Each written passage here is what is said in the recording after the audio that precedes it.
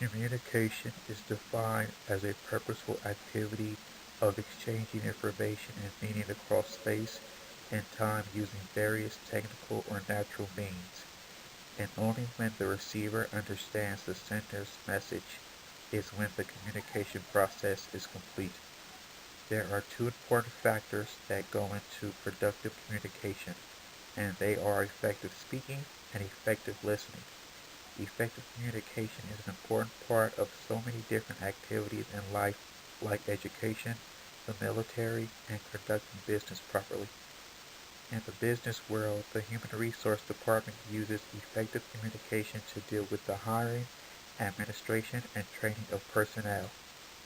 Effective communication is also a very productive way to do business with other countries and cultures, countries like Cuba. Through the remainder of this presentation, an overview of Cuba will be presented, identification of communication differences between cultures as it applies to Cuba will be discussed, and a successful way to do business with Cuba will be explained.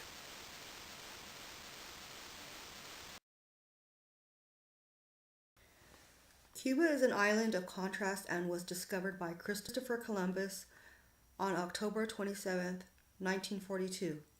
According to www.cubainfo.de, the conqueror Diego Velázquez was the first to found the country's seven cities at the beginning of the 16th century.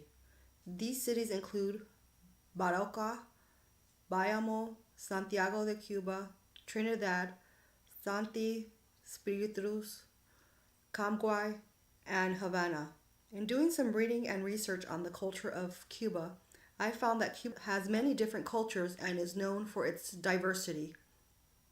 The Cuban cultures are built from Spanish, African, Jews, Indians, French, and Asian influences. The population of Cuban culture includes whites, blacks, farmers, townies, and fishers.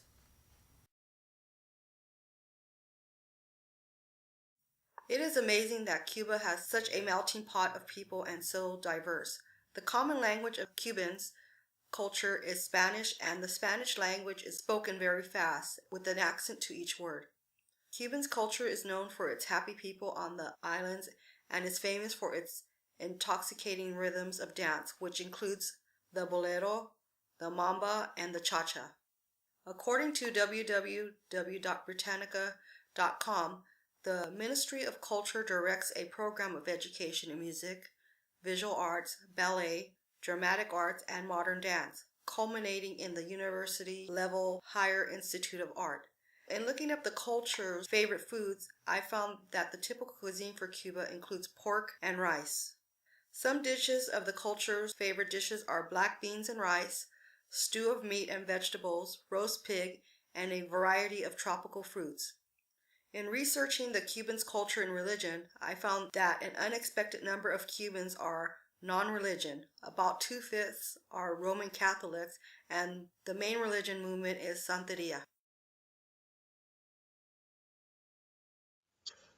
According to www.everyculture.com, the Cuban culture had arisen from a history of colonial and imperial takeover dating back to 1511 to 1 January 1959, where they gained their independence. January 1st isn't just New Year's to Cubans, but also Liberation Day and the triumph of the revolution.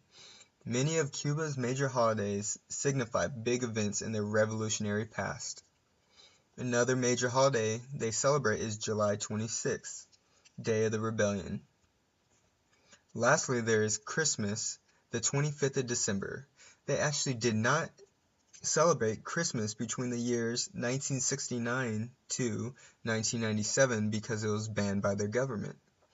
It was finally reinstated as a holiday in 1997 after a visit from Pope John Paul II. Just like what was said earlier, a big part of Cubans' culture is music, dances, and food. All these play a part in how they celebrate their holidays throughout the year.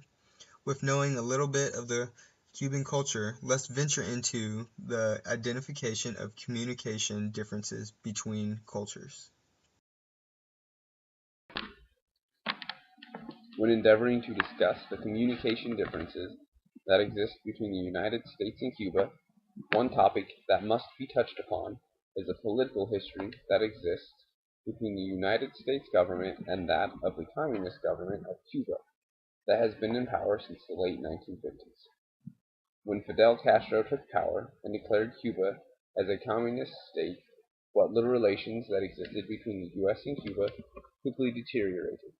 The U.S. was in the throes of the Cold War, and the opposition of communism was the stance of the U.S. government.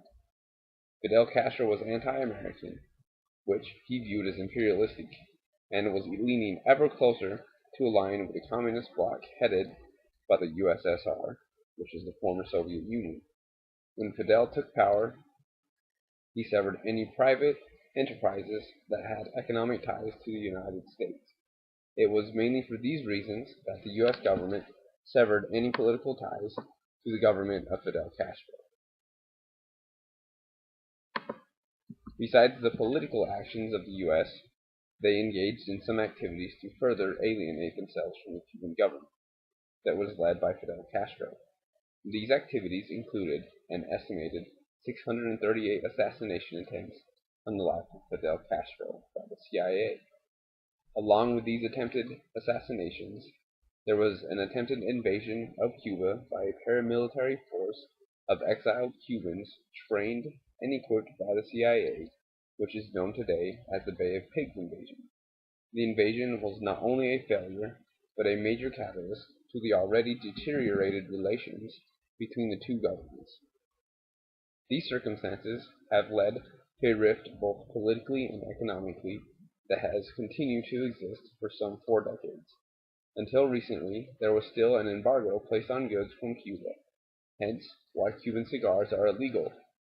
In December 2014, the U.S. government and the Cuban government initiated actions to potentially ease the tensions between the two countries.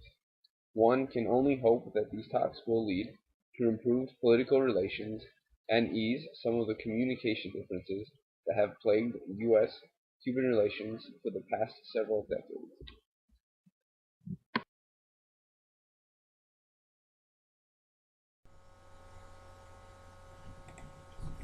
There seems to be a lot of controversy over doing business with Cuba.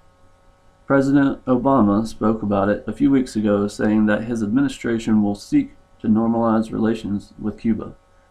The Cuban embargo is an economic, financial embargo imposed on the United States. It started in 1962. There are many pros and cons of the Cuban embargo. Some of the pros being the embargo enables the United States to apply pressure on the Cuban government to improve human rights. Another one is the United States is able to target the Cuban government with its embargo while still providing assistance to Cuban citizens. And then finally, another pro is Cuba has not demonstrated a willingness to negotiate in good faith with the United States. Some cons being the embargo harms the U.S. economy. Another one is the embargo harms the people of Cuba, not the government as intended. And then finally, the embargo prevents the people of Cuba from joining the digital age by cutting them off from technology and restricts the electronic flow of information to the island. Once all of this is over, business with Cuba will strengthen the U.S. economy.